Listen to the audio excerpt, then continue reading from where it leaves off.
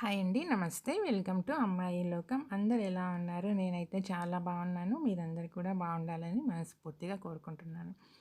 ఇంక ఇవాళ మన వీడియో వచ్చేసి రెసిపీ అయితే కాదండి. మన కిచెన్‌లో వచ్చేసి ఇలా చూడండి, జిడ్డు పట్టిపోయిన ఆయిల్ టిన్స్ ఉంటాయి కదా! మనం రెగ్యులర్‌గా యూజ్ చేసేది. ఇదేంటంటే నేను ఒక పక్కన పెట్టుకొని ఉంచుకుంటానండి గిన్నెలో. దోసలకు గానీ, చపాతీలకు గానీ వాడుకోవడానికనమాట. ఈ బాక్స్ చూడండి ఎంత జిడ్డు పట్టేసింది కదా! దీన్ని సింపుల్‌గా ఎలా పోగొట్టుకోవాలో చూద్దాము. మామూలుగా అయితే దీంట్లో మనం వేడి నీళ్ళు పోసి, సర్ఫ్ వేసి నానబెట్టిన తర్వాత గానీ ఆ జిడ్డంతా అయితే పోదండి. కానీ చాలా సింపుల్ ప్రాసెస్‌లో ఎలా పోతుందో నేనైతే చూపెడతాను. వచ్చేయండి. ఇదే టిప్ వచ్చేసి మనం ఆయిల్ కంటైనర్స్‌కైనా, గాజు కంటైనర్స్‌కైనా దేనికైనా గానీ యూజ్ అవుతుందండి. ఫస్ట్ వచ్చేసి లోపల ఉన్న ఎక్సెస్ ఆయిల్ అంతాను టిష్యూ పేపర్ గానీ, న్యూస్ పేపర్ గానీ పెట్టి ఫుల్‌గా తీసేద్దాము.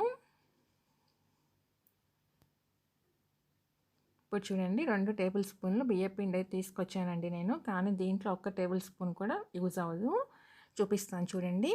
ఇలా కొంచెం కొంచెంగా బియ్యపిండి వేసుకుంటా మన ఫింగర్స్‌తోని రబ్ చేసామంటే చాలండి. చూసారా తెలుస్తుంది కదా డిఫరెన్స్ అనేది. ఊరికే ఎందుకంటే బియ్యపిండి కొంచెం మనకి బరగ్గా ఉంటుంది కాబట్టి ఊరికనే రిమూవ్ అయిపోతుందండి. ఎంత జిడ్డు పట్టిన ఆయిల్ డబ్బాలైనా సరే మీరు ఈ టిప్ ఫాలో అవ్వండి. ఎంత సింపుల్‌గా కష్టపడకుండా అయిపోతుందంటే అంత ఈజీగా అయిపోతుందనమాట. చూడండి.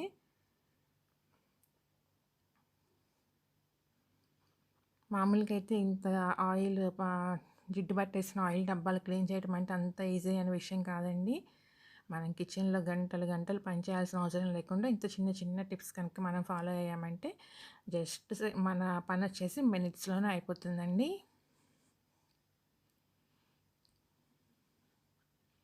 చూడండి తెలుస్తుంది కదా! ఎంత ఈజీగా వచ్చేస్తుందనేది ఆ జిడ్డంతా. ఆ బియ్యపిండే తీసుకోండి. మిగతా ఏ పిండికి కూడా ఇంత ఈజీగా అయితే మీకు రిమూవ్ కాదండి. బియ్యపిండి ఏంటంటే మనకి కొంచెం బరక బరకగా ఉంటుంది కాబట్టి చాలా ఫాస్ట్‌గా అనేది వచ్చేస్తుందండి. చూడండి ఆ ఎక్సెస్ పట్టిన జిడ్డంతా ఎలా వచ్చేసిందో.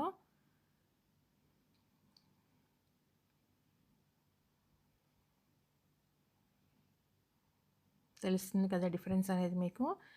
తప్పకుండా ట్రై చేయండి మీరు కూడాను. చాలా సింపుల్‌గా, క్విక్‌గా మీరు ఈ జిడ్డు పట్టిన ఆయిల్ డబ్బాల్ని గానీ, మనం ఇదేంటంటే మనం చేయి కింద పెట్టుకునే డబ్బా అండి.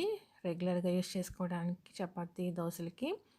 ఇది కాకుండా మనం ఆయిల్ పోసి పెట్టుకుంటాం కదా కంటైనరు, దాన్ని కూడా మీరు ఇంత ఈజీగా క్లీన్ చేసుకోవచ్చండి. ఎలాంటి లిక్విడ్స్ కానీ, ఏం కానీ, హాట్ వాటర్ కానీ ఏమి యూజ్ చేయకుండా నార్మల్‌గా అయితే హాట్ వాటర్ వేసిన తర్వాత సర్ఫ్ కానీ, లిక్విడ్ కానీ వేసి పెడితే గానీ ఆ జిడ్డయితే పోదండి. చూడండి టిష్యూ పేపర్ పెట్టి నేను తుడిచి చూపెడుతున్నాను.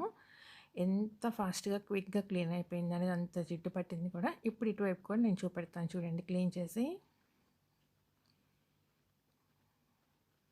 చూసారా ఫింగర్ పెట్టి మనం జస్ట్ రుద్దుతుంటేనే బియ్యపిండి వేసి డిఫరెన్స్ అనేది మీకు ఈజీగా తెలిసిపోతుంది కదా!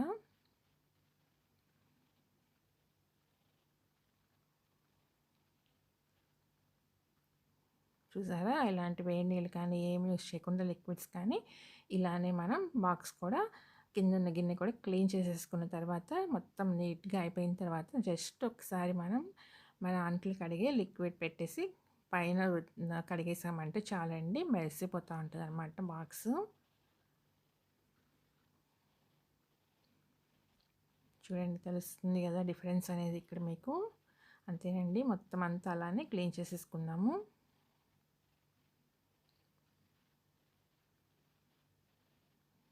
చూడండి ఎంత నీట్‌గా క్లీన్ అయితే అయిపోయిందో.